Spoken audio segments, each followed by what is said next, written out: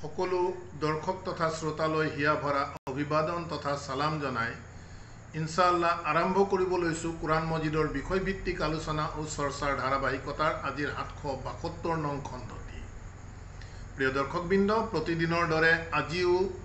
আমি এটি খুব গুৰুত্বপূৰ্ণ বিষয় তথা আপোনালোকৰ গৰিষ্ঠ সংখ্যকৰে পৰিচিত এটি বিষয়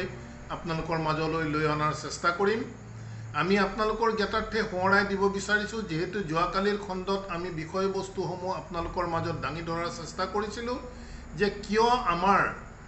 অনুবাদসমূহ সাধাৰণভাৱে ট্ৰেডিশ্যনেলি যিসমূহ অনুবাদ পোৱা যায় তাৰ কিছু ব্যতিক্ৰম হৈছে। ইয়াৰ মূল কাৰণটো হৈছে কুৰান মজিদ যি ভাষা, সেই ভাষা ক্লাছিকেল এৰেবিকৰ, কিন্তু অনুবাদসমূহ যেহেতু মডাৰ্ণ ষ্টেণ্ডাৰ্ড এৰেবিকত কৰি দিছে, গতিকে আমি যিসমূহ চৰ্চা, যিসমূহ তথ্য, যিসমূহ অনুবাদ আপোনালোকৰ মাজত দাঙি ধৰিছোঁ, সেই অনুবাদসমূহ ক্লাছিকেল এৰেবিকৰ বেছ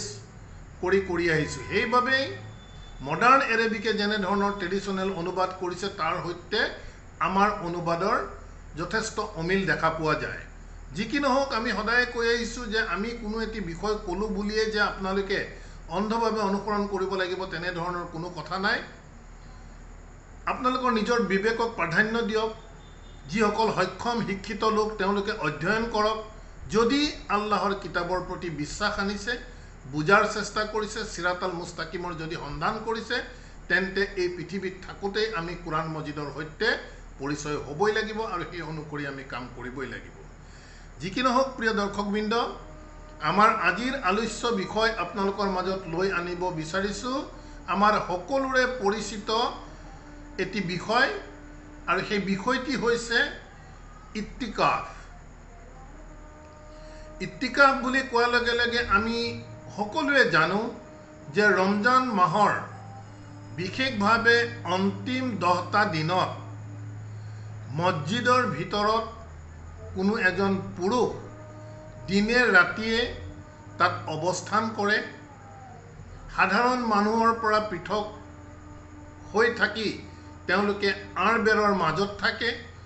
খোৱা বোৱা ইত্যাদি মছজিদৰ ভিতৰতে হয়, আৰু সেই সময়ছোৱাত উক্ত মানুহজনে ইত্তেকাফৰ নামত নফল নামাজ, কুৰান তিলাৱত, তাজবিহ ইত্যাদি বিষয়ৰ ওপৰত সেই 10টা দিন পাৰ কৰে। আৰু এনেধৰণৰ 10টা দিন মছজিদৰ ভিতৰত পাৰ কৰাকে আমি ইত্তিকাফ বুলি বুজি আহিছোঁ, বা ধৰ্মীয় গ্ৰন্থসমূহে আমাক তেনেধৰণে শিক্ষা দিছে। এতিয়া প্ৰিয় দৰ্শকবৃন্দ, আমি কুৰান মজিদৰ দৰ্শনেৰে ইনশাআল্লাহ এই ইত্তিকাফ প্ৰকৃততে কি সেই দিশটো চৰ্চা কৰিবৰ বাবে আমি আপোনালোকৰ মাজত কুৰান মজিদৰ কিছু তথ্য দাঙি ধৰাৰ বাবে চেষ্টা কৰিম। যিসকল ইচ্ছুক তেওঁলোকে ইনশাআল্লাহ বিষয়বস্তুৰ ওপৰত নিজ বিবেকেৰে চিন্তা চৰ্চা কৰি বিষয়বস্তুসমূহৰ প্ৰকৃত তথ্যৰ সন্ধান কৰিব। এতিয়া ইত্তিকাফ শব্দটো কুৰান মজিদৰ কোনো স্থানতেই ব্যৱহাৰ হোৱা নাই, বৰং ইয়াৰ স্থানত ব্যৱহাৰ হৈছে আকিফুন। যেহেতু ইত্তিকাফ আৰু আকিফুনৰ ৰুট ৱৰ্ড একেই, আইন, কাফ আৰু ফে, গতিকে আকিফুন হৈছে এক্টিভ পাৰ্টিচিপল। যি ইত্তিকাফ কৰিব সেই কৰা এক্টিভ পাৰ্টিচিপলকে আকিফুন বুলি কোৱা হয়। কুৰান মজিদত সৰ্বমুঠ 9 বাৰ 3টা বিভিন্ন ডেৰিভেটিভত এই আকিফুন শব্দটি আল্লাহ সুবহানাহু তাআলাই ব্যৱহাৰ কৰিছে। গতিকে আহক কুৰান মজিদে প্ৰকৃততে এই আকিফুন বা ইত্তিকাফ, আমি পুনৰ কৈছোঁ ইত্তিকাফ শব্দ কুৰান মজিদত ব্যৱহাৰ কৰা নাই, কিন্তু ইত্তিকাফৰ যি এক্টিভ পাৰ্টিচিপল হয়, যি সেই কামটো কৰে, সেই কাম কৰাটোকে আকিফুন বুলি কোৱা হয়। যেহেতু দুয়োটাৰে ৰুট ৱৰ্ড একেই গতিকে একে ধৰণৰে অৰ্থ প্ৰকাশ কৰিব গতিকে আকিফুনকেই আমি ইত্তিকাফ হিচাপে লৈ আজি আমাৰ চৰ্চা ইনশাআল্লাহ আমি আৰম্ভ কৰিম এতিয়া কথা হৈছে আমি ইত্তিকাফ বুলি কোৱাৰ লগে লগে আমাৰ যিটো দিশ ৰমজান মাহৰ শেষৰ 10 দিনত আমি দেখি আহিছো প্ৰকৃততে বিষয়বস্তুবোৰ তেনে ধৰণৰে কিন্তু যথাযথভাৱে কুৰানে আমাক যেনে ধৰণে কৈছে সেই বিষয়ৰ পৰা আঁতৰি আমি গোটেই বিষয়বস্তুবোৰ আমি ফিজিক্যাল কৰি পেলাইছো ইতিকাফ শব্দৰ অৰ্থ হৈছে খুব স্থিতিৰে কোনো এটি বিষয়ৰ ওপৰত নেৰা নেপেৰাকৈ লাগি থকাকে ইত্তিকাফ বোলা হয় আৰু এনে ধৰণৰ কোনো এটি বিষয়ৰ সন্ধানত খুব দৃঢ় স্থিতিৰে যেতিয়া কোনোৱে সেই বিষয়ৰ ওপৰত নেৰা নেপেৰাকৈ লাগি থাকে কোনো এটি বিষয়ৰ সন্ধানত বা নিজৰ পৰিশুদ্ধি এনে ধৰণৰ কামত নেৰা নেপেৰাকৈ লাগি থকাটোকে ইত্তিকাফ বুলি কোৱা হয় আৰু এনে ধৰণৰ যেতিয়া ইত্তিকাফ কৰে যিসকল আকিফুন হয় তেওঁলোকে কি হয় যেহেতু তেওঁলোকে কোনো এটি বিষয়ৰ সন্ধান কৰিছে বা নিজকে পৰিশুদ্ধি কৰাৰ চেষ্টা কৰিছে সেয়েহে সমাজৰ যি জেনেৰেল ক্লাইমেক্স থাকে যি পৰিৱেশ থাকে সেই পৰিৱেশৰ পৰা তেওঁ কিছু পৃথক হৈ পৰে এই দিশটোকেই কুৰান মজিদৰ প্ৰকৃততে ইত্তিকাফ বুলি কোৱা গৈছে আমি কৈছো যে কুৰান মজিদত ইয়াত সৰ্বমুঠ 9 বাৰ যেহেতু ব্যৱহাৰ হৈছে গতিকে কুৰান মজিদৰ এটি আমি খুব গুৰুত্বপূৰ্ণ আয়াত আজি চৰ্চা কৰাৰ চেষ্টা কৰিম য'ত ইত্তিকাফ শব্দটো আহিছে তথা এই বিশেষ আয়াতটোৱে আমাৰ ট্ৰেডিশনেল অনুবাদে প্ৰকৃততে ইয়াক কোনো মূল বাৰ্তাই দিবলৈ সক্ষম হোৱা নাই আমি ইনশাআল্লাহ আপোনালোকক আয়াতৰ আমাৰ অসমীয়া অনুবাদ আপোনালোকৰ মাজত পাঠ কৰিম পৰ্যালোচনা কৰাৰ চেষ্টা কৰিম তাৰ পাছত ইয়াৰ যি মূল বাৰ্তা according to the classical Arabic প্ৰকৃততে বিষয়টো মেটাফিজিক্যালি আমাক কেনে ধৰণে কৈছে ইত্তিকাফ সন্দৰ্ভত সেই দিশটো আপোনালোকৰ মাজত চৰ্চা কৰাৰ বাবে ইনশাআল্লাহ চেষ্টা কৰিম গতিকে ইত্তিকাফ বা আকিফুন ইত্তিকাফ আমি সকলোৱে জানো এটি বিষয় যে ইস্তিখাৰ শব্দৰ অৰ্থ হৈছে যে খাইৰ ভাল কোনো এটি বিষয়ক বিচাৰি লাগি থকাটোকে ইস্তিখাৰ বুলি কয় গতিকে ইস্তিখাৰ ইত্তিকাফ ইয়াৰ যি ফৰ্ম এইটোত আছে দুইটাই ইয়াৰ যি বাব আছে বাব দুইটাৰে একেই হয় ইস্তিখাৰ ইত্তিকাফ এই বিষয়বোৰ বুজি পাবলৈ হলে গ্ৰামাৰৰ কিছু বেসিক কথা আমি সদায় কৈ আহিছো জানিলেহে প্ৰকৃততে এনে ধৰণৰ ভাৰ্ব কি ফৰ্মত আছে ইয়াৰ বাব কি ইত্যাদি বিষয়বোৰ তেতিয়াহে বুজি পাব যি কি নহওক আমি এটি তুলনা আপোনালোকক দেখুৱালো ইস্তিখাৰ আৰু ইত্তিকাফ একেটি ফৰ্মতে থকা দুইটি শব্দ ইস্তিখাৰে যেনে ধৰণে খাইৰ বিচাৰে ঠিক তেনে ধৰণে ইত্তিকাফ শব্দটো খুব দৃঢ় স্থিতিৰে কোনো বিষয়ৰ সন্ধান বা কোনো এটি বিষয়ৰ সাকসেস হবৰ কাৰণে তেওঁ নেৰা নেপেৰাকৈ লাগি থাকে আৰু লাগি থকা অৱস্থাত তেওঁ এই বিষয়টোৰ ওপৰত যেহেতু ফোকাস কৰি থাকে গতিকে সমাজৰ যি প্ৰচলিত বিভিন্ন ক্লাইমেক্সৰ পৰা পৰিৱেশৰ পৰা তেওঁ মানসিকভাৱে কিছু আঁতৰি যায় গতিকে আহক প্ৰিয় দৰ্শকবৃন্দ এই আন্ডাৰষ্টেণ্ডিংৰে আঁত ধৰি আমি আপোনালোকক আমন্ত্ৰণ জনাইছো কুৰাণ মজিদৰ 2 নং সূৰা আল বাকাৰাৰ 187 নং আয়াতটিৰ মাজলৈ আমি এই আয়াতটো এইভাবে সিলেক্ট কৰি লৈছো যেহেতু ইয়াৰ যি ট্ৰেডিশনেল অনুবাদ সেই ট্ৰেডিশনেল অনুবাদে প্ৰকৃততে কুৰাণ মজিদক অপমান কৰাৰ বাদে আন একো হোৱা নাই যি কি নহওক আহক সকলোকে আমন্ত্ৰণ জনাইছো কুৰাণ মজিদৰ 2 নং সূৰা আল বাকাৰাৰ 187 নং আয়াতটিৰ মাজলৈ বিসমি আল্লাহ আৰ ৰহমান আৰ ৰহিম আয়াতটি কিছু দীঘলীয়া ইয়াত কোৱা গৈছে যে উহিল্লা লাকুম লাইলাতা সিয়ামি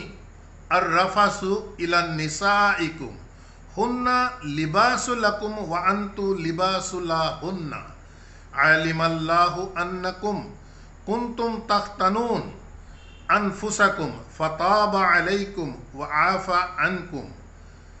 ফালআন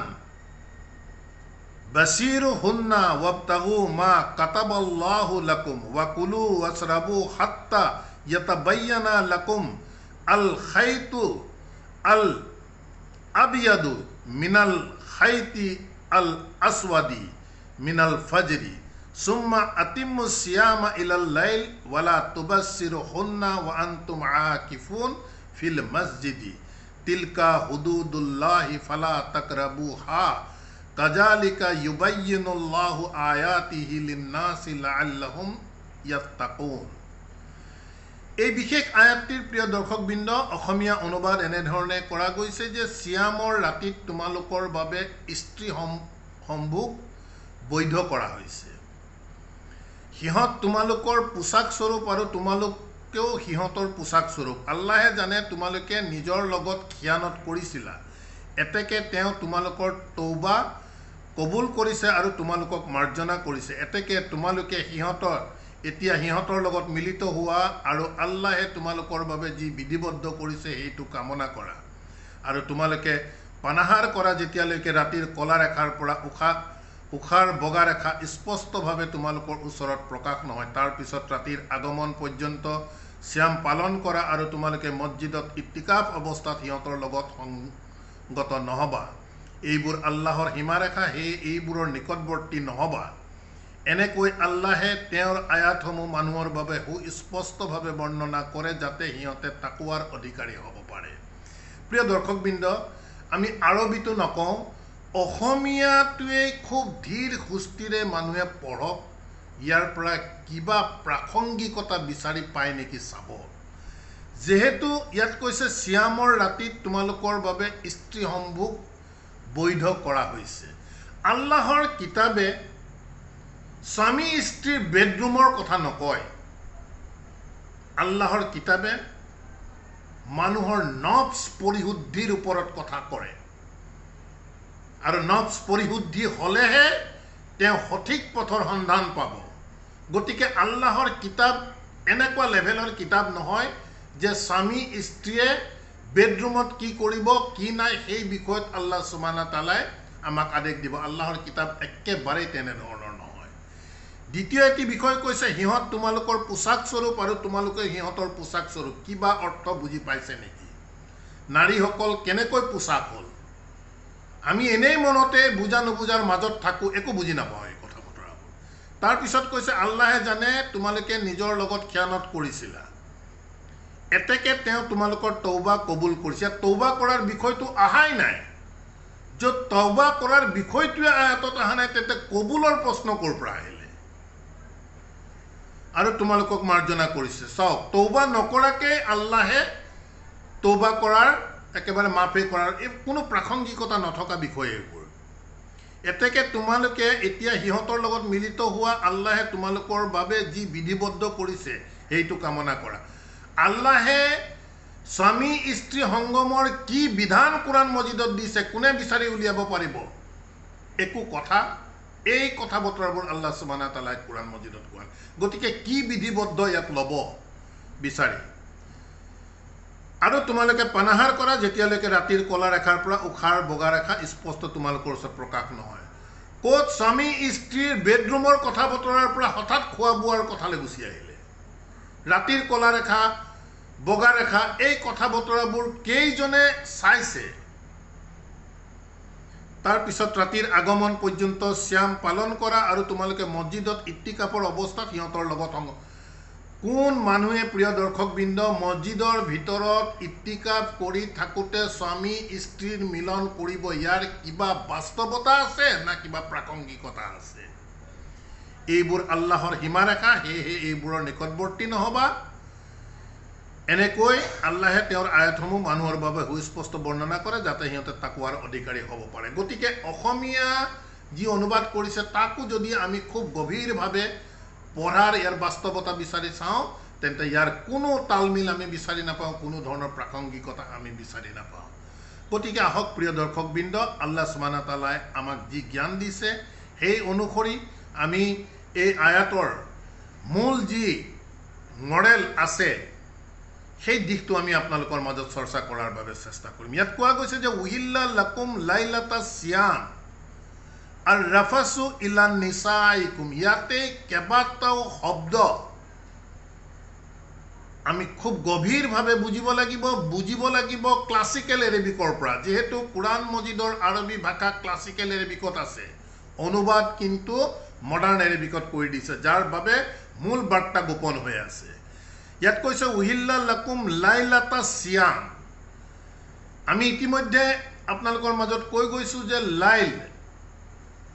লাইলাতুল কদৰৰ ভিডিঅ'ত আমি লাইল সন্দৰ্ভত কৈছো লাইল শব্দৰ অৰ্থ হৈছে যে খুব এংজাইটিৰ মাজত থকা খুব মেন্টেলি আনষ্টেবল অৱস্থাত থকা গতিকে এনে ধৰণৰ এটি মাইণ্ডৰ ষ্টেটটোক লাইল বুলি কোৱা গৈছে লাইলে কেবাটাও অৰ্থ প্ৰকাশ কৰিছে আমি ইতিমধ্যে কৈছো দীঘলীয়া হবৰ বাবে আমি অধিক অৰ্থসমূহৰ মাজলৈ নাযাওঁ ইয়াত লাইলটোৱে বুজাই আছে আমি প্ৰসংগ কিহৰ কাৰণে মাইণ্ডৰ এংজাইটি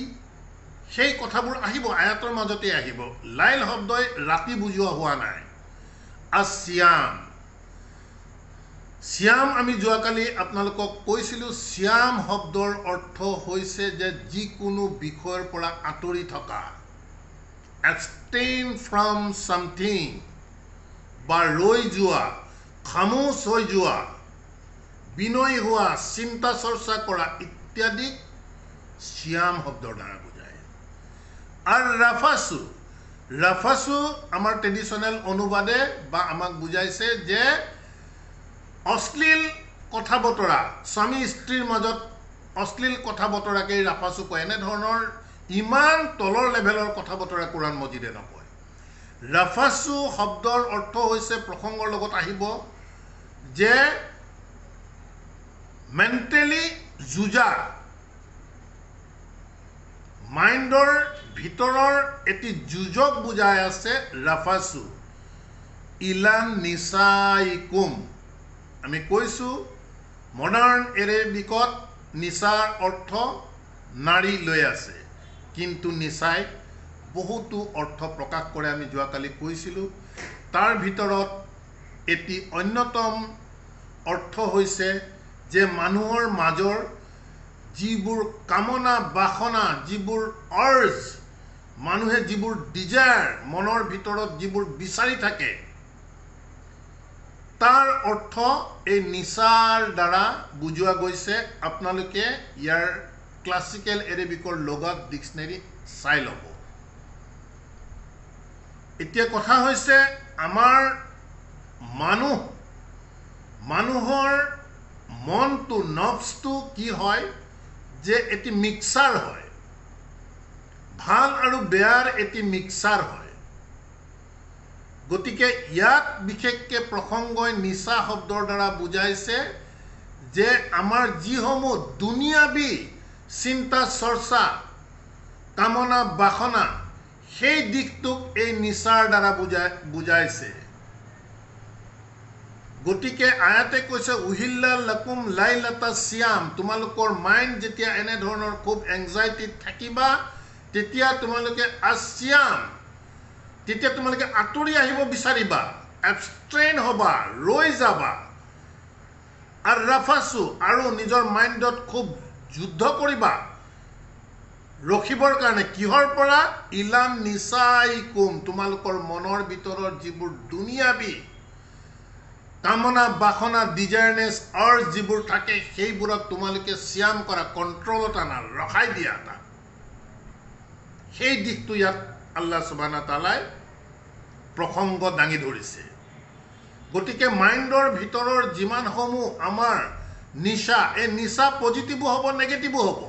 আল্লাহৰ কিতাবৰ যি মূল বিষয়বস্তু হৈছে আমাৰ নিশা আমাৰ ডিজায়াৰনেছ হ'ব লাগিব আল্লাহে আমাক যি লিখি দিছে সেই বিষয়ৰ ওপৰত আহিব আয়াততে কিন্তু গৰিষ্ঠ সংখ্যক মানুহৰে আল্লাহৰ কথা বতৰাসমূহক মৃতপ্ৰায় অৱস্থাত মনৰ ভিতৰত ৰাখি পৃথিৱীমুখী হোৱাৰ বাবে আমাৰ দুনিয়াৰ যিমানসমূহ কামনা বাসনা ডিজায়াৰনেছত মানুহৰ মাইণ্ড একেবাৰে উত্ৰাৱল হৈ থাকে এই উত্ৰাৱল হৈ থকা মাইণ্ডটোক শ্যাম কৰিবলৈ কৈছে কণ্ট্ৰল কৰিব কৈছে তাক ৰাখি থবলৈ কৈছে শ্ল' ডাউন কৰাব কৈছে আঁতৰাই আনিব কৈছে তাৰ পৰা দুনিয়াবী খেয়ালতৰ পৰা হুন্না লিবাসুল লাকুম প্ৰিয় দৰ্শকবৃন্দ এই মনৰ ভিতৰত যিবোৰ দুনিয়াবী কথা বতৰাই মাইণ্ডৰ ভিতৰত থাকে সেই দিশটো আঁতৰোৱাৰ কথা ইয়াত চলি আছে সেয়ে কৈছে হুন্না লিবাসুল লাকুম সেই বিষয়বোৰ তোমালোকৰ লিবাস এতিয়া লিবাস শব্দৰ এটি অন্যতম অৰ্থ আপোনালোকে ডিকশ্যনাৰীত বিচাৰি পাব যে মিক্সাৰ তাৰোপৰি আমি আপোনালোকক ভিডিঅ' কৰিছোঁ যে লিবাস আমাৰ এই ফিজিকেল লিবাস নহয় লিবাস নাজিল হোৱা এটি বিষয় আৰু উত্তম লিবাস হৈছে মানুহৰ তাকৱাৰ লিবাস গতিকে গোটেই বিষয়টোৱে প্ৰকৃততে মেটাফিজিকেল ইয়াত কোৱা গৈছে যে হুন্না লিবাসুল লাকুম এই যি দুনিয়াবী খিয়ানতবোৰ সেইবোৰ হৈছে তোমালোকৰ লিবাস অৰ্থাৎ সেইবোৰেই তোমালোকক পৰিচয় তোমালোকৰ দিয়াই দিয়ে তোমালোকে সেইবোৰৰ লগত মিক্স হৈ আছা আমি পুনৰ কৈছোঁ লিবাসৰ এটি অন্যতম ডিকশ্যনাৰী মিনিং আপোনালোকে বিচাৰি পাব মিক্সাৰ গতিকে কৈছে সেই দুনিয়াবী বিষয়বোৰৰ সৈতে লিবাসুল লাকুম তোমালোকৰ বাবে মিক্সাৰ ৱা আনতুম লিবাসুল্লাহ হুন্না আৰু তোমালোকো সিহঁতৰ সেই খিয়াল খুচিবোৰৰ সৈতে তোমালোকো সিহঁতৰ সৈতে মিক্স হৈ আছা আলিমাল্লাহু আল্লাহে ভাল ধৰণে জানে আন্নাকুম যে তোমালোকে কুনতুম তাখতানু আনফুসাকুম আল্লাহ ভাল ধৰণে জানে যে তোমালোকৰ নফসক তোমালোকে খেয়ানত কৰিছা অৰ্থাৎ আল্লাহৰ যি কিতাপ সেই কিতাপক তোমালোকে দমন কৰি ৰাখিছা খেয়ানত কৰি আছা নফসৰ গতিকে আল্লাহে সিয়াম কৰিবলৈ ক'লে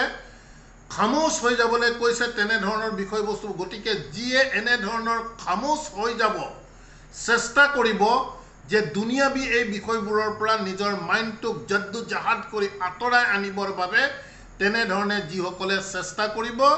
আল্লাহে কৈছে ফাতাবা আলাইকুম আল্লাহে তোমালোকক ঘূৰাই দিব তোমালোকৰ ওপৰত আল্লাহৰ যি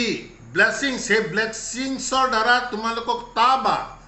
তোমালোকক সেই দুনিয়াবী খেয়ানতৰ পৰা ঘূৰাই দিব ৱা আফা আনকুম আফা মানে উঠাই নিয়া ক্ষমা কৰা নহয় আৰু সেই দুনিয়াবী খেয়ানতবোৰ তোমালোকে যেতিয়া সিয়াম কৰিবা তোমালোকে যেতিয়া কণ্ট্ৰলত আহিবা তেতিয়া সেইবোৰ আল্লাহে উঠাই দিব ফাল আনা আৰু এতিয়া যেতিয়া আল্লাহে উঠাই দিব বাছিৰু হুন্না তেতিয়া সিহঁতৰ লগত মুবাছিৰ কৰা অৰ্থাৎ যেতিয়া দুনিয়াবী খেয়ানতবোৰ উঠাই দিব তেতিয়া আল্লাহে কৈছে যে তোমালোকে ইণ্টাৰেক্ট কৰা মিলি যোৱা ৱাবতাগু আৰু তোমালোকে সন্ধান কৰা মা কাতাবাল্লাহু চাওক মূল বিষয়টো আহিছে যি আল্লাহে লিখি দিছে সেই লিখা বিষয়টো মানুহৰ গোপন হৈ থাকে আল্লাহৰ কথা বতৰা কিন্তু দুনিয়াবীক লৈ মানুহ পাগল হৈ থাকে গতিকে দুনিয়াবী এনেধৰণৰ চিন্তা চৰ্চাক আল্লাহে সিয়াম কৰিবলৈ কৈছে কণ্ট্ৰল দমন কৰিবলৈ কৈছে যিয়ে কৰিব তেওঁক এই দুনিয়াবী চিন্তাবোৰ উঠাই দিব আৰু কৈছে যে তোমালোকে সন্ধান কৰা ৱাবতাগু মা কাতাবাল্লাহু লাকুম আল্লাহে তোমালোকৰ বাবে যি লিখিছে ৱা কুলু ৱাশৰাবু ইয়াত খোৱা আৰু পান কৰাৰ কথা নাই যেনে ধৰণৰ ট্ৰেডিশ্যনেল অনুবাদে কৰিছে কুলু আল্লাহৰ কিতাবে কি লিখিছে সেইটো যেতিয়া সন্ধান কৰিবা কুলু তাক তুমি গ্ৰহণ কৰা ৱাশৰাবু আৰু নিজৰ ভিতৰত তাক এবজৰ্ব কৰি লোৱা হাত্তা ইয়াতাবায়্যানা লাকুম, যেতিয়ালৈকে ইয়াতাবায়্যানা লাকুম তোমালোকৰ বাবে স্পষ্ট হৈ নাযায় আল খাইতু আল আবিয়াদু, ইয়াক কিবা বগা ৰেখা কলা ৰেখা এনেধৰণৰ অনুবাদ কৰিছে। এনেধৰণৰ কোনো কলা ৰেখা বগা ৰেখাৰ কথা নাই। হাত্তা আল খাইতু, আল খাইত শব্দৰ অৰ্থ হৈছে যে নিৰবিচ্ছিন্নভাৱে লাগি থকা, ফ'কাছ কৰি থকা, নিজৰ সেই দুনিয়াবী যিমান ধৰণৰ খেয়াল খুচিৰ বিষয়বোৰ আঁতৰাবৰ বাবে লাগি থকা, নন ষ্টপ লাগি থকাটোকে আল্লাহে খাইতু শব্দৰ দ্বাৰা বুজাইছে। ই এটা জাৰ্ণি হয়, ই এটি সফৰ হয়, এটা ষ্টেজৰ পৰা আন এটা ষ্টেজলৈ আহিবলৈ সেই লাগাতাৰ নন ষ্টপ লাগি থকা সফৰটোকে আল খাইতু বুলি কৈছে। আল আবিয়াদু, আল আবিয়াদুৰ দ্বাৰা এনেধৰণে বুজাইছে। কেনে লাগিব ইয়াক? ডিক্সনেৰীত এনেধৰণৰ অৰ্থ বিচাৰি পোৱা গৈছে যে চৰাই চিৰিকটি বা কুকুৰা যেতিয়া উমনি লয়, সেই মাতৃ পক্ষীয়ে যেনেধৰণে কণীসমূহক পৰা পোৱালি ওলায়, পোৱালি নিজে খাব পৰালৈকে নহয় তেতিয়ালৈকে সেই মাতৃ পক্ষীয়ে যেনেকৈ কণীসমূহৰ ওপৰত ফ'কাছ কৰি থাকে নিৰবিচ্ছিন্নভাৱে, সেই তেনেধৰণে লাগি থকা, তেনেধৰণে ফ'কাছ কৰি থকা বিষয়টোকে ইয়াত কোৱা গৈছে আবিয়াদু। মন কৰিব, ডিক্সনেৰীত চাব, এনেধৰণৰ অৰ্থ বিচাৰি পাব। মিনাল খাইতি আল আসৱাদ, আসৱাদ শব্দটো সৈয়দৰ পৰা আহিছে। ইয়াৰ ৰুট ৱৰ্ড সৈয়দ আসৱাদ একেটাই। সৈয়দ হৈছে অনাৰেবল, এটি সন্মানীয় বিষয়। আল খাইতুল আসৱাদা, আসৱাদী, এনেধৰণৰ এটি সৈয়দ বিষয়, এটি খুব অনাৰেবল বিষয়ৰ পৰা তোমালোকে সন্ধান কৰা, নিৰবিচ্ছিন্নভাৱে লাগি থকা, ফ'কাছ এনি টাইম কৰি থকা। মিনাল ফাজিৰি, এই ফজৰ অৰ্থাৎ তুমি যি সন্ধান কৰি আছা, সেই সন্ধান যেতিয়ালৈকে তোমালোকক অন্ধকাৰ ফালি যেতিয়া পোহৰ বিষয়বস্তুলৈ তোমালোকে অৰ্থাৎ দুনিয়াবী খেয়ানাতৰ পৰা যেতিয়া ঘূৰি আহি মা কাতাবাল্লাহু, আল্লাহে কি কৈছে সেই বিষয়ে যিহেতু ৱাবতাগু বুলি কৈছে, সন্ধান কৰি, সেই সন্ধান তোমালোকে পাই তাক ফজৰ হোৱালৈকে তোমালোকে এনেধৰণে নিৰবিচ্ছিন্নভাৱে তাত লাগি থাকা। সুম্মা আতিম্মু সিয়ামা, তাৰ পাছতো তোমালোকে এনেধৰণৰ কণ্ট্ৰলিঙত আহা, খামুচি হৈ যোৱা, সিয়াম কৰা, ইলাল লাইল, আৰু যিমান এনেধৰণৰ তোমালোকৰ মাইণ্ডৰ এংজাইটি আছে, প্ৰত্যেকটো বিষয় চাফা কৰিবৰ বাবে সেই বিষয়বস্তুবোৰত তোমালোকে লাগি থাকা। ইয়াত ৰাতিৰ কোনো কথাই অহা নাই। দুনিয়াবী বিষয়বস্তুসমূহৰ সৈতে ইণ্টাৰেক্ট নকৰিবা।